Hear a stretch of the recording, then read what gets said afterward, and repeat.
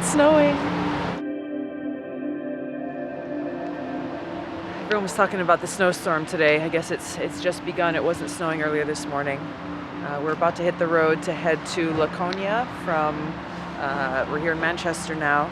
We're going to meet with some of the community leaders there in Laconia, and we'll have a town hall. We're going to do a walk through the town and a discussion about the opioid crisis that people there in Laconia are dealing with, and frankly people all across New Hampshire and different parts of the country. New Hampshire especially has been hit hard by the opioid epidemic, and it is top of mind for people here.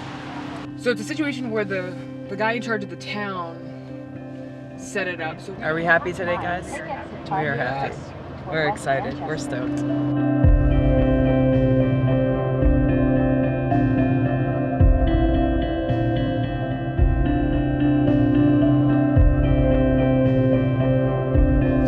What we are is a recovery home for men who are recovering from drug and alcohol substance issues. When you come to a place where, you know, people are willing to work with you and genuinely do it out of the care of their heart, you know, it gives you hope, and it you know, having a brotherhood between people is like very important. I haven't come across a lot of like clinical environments where they're willing to try meditation and therapy and, you know, things that like treat those deep-rooted psychological ailments. The whole just slap a quick band-aid on it does not work. You know, the dual diagnosis is huge, as David was mentioning earlier. I think that's a very huge part of it, the mental aspect as well as the addiction aspect of it. Getting to the root cause of the problem. Yeah. I mean, this is central to what we're talking about, but when you look at so many of the other challenges we face, often the answer is a reaction, and it's a superficial one.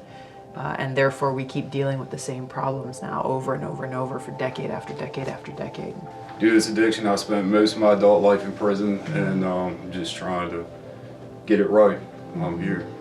So thank you for coming out. Thank you. Smile, bro. You just can't process it. I guess. Someone's gonna have to smile. He makes me smile. What's your name? Randy, right. Randy, nice to meet you.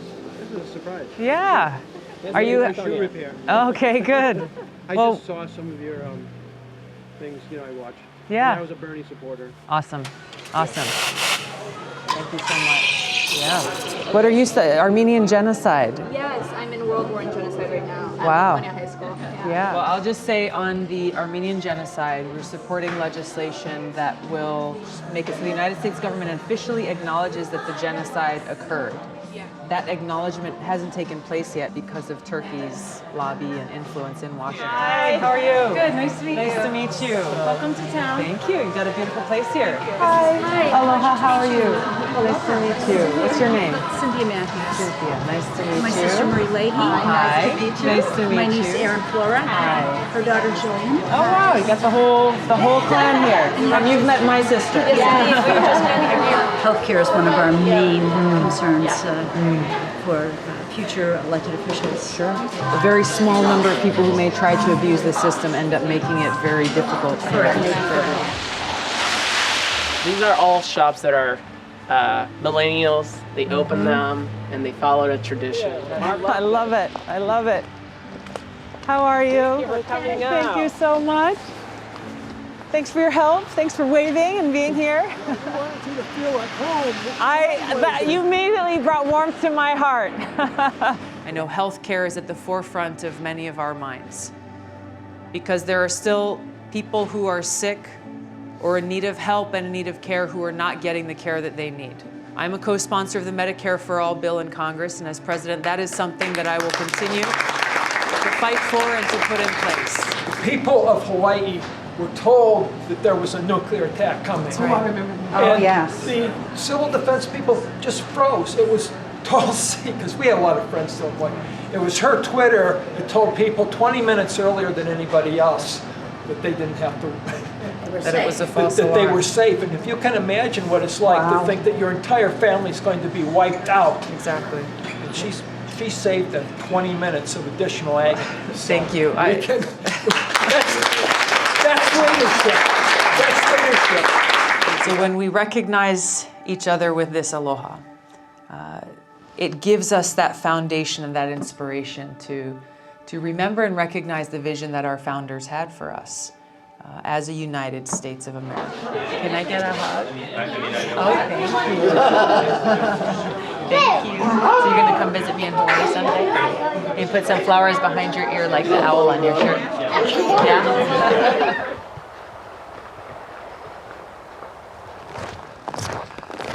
So for people around here, like walking on the lake, it's like no big deal. For us, it's really cool. We're heading up into the rural and northern part of New Hampshire. There's a lot of these small little communities that we're driving through, but it's important for us to know and understand what some of the challenges are that they're dealing with.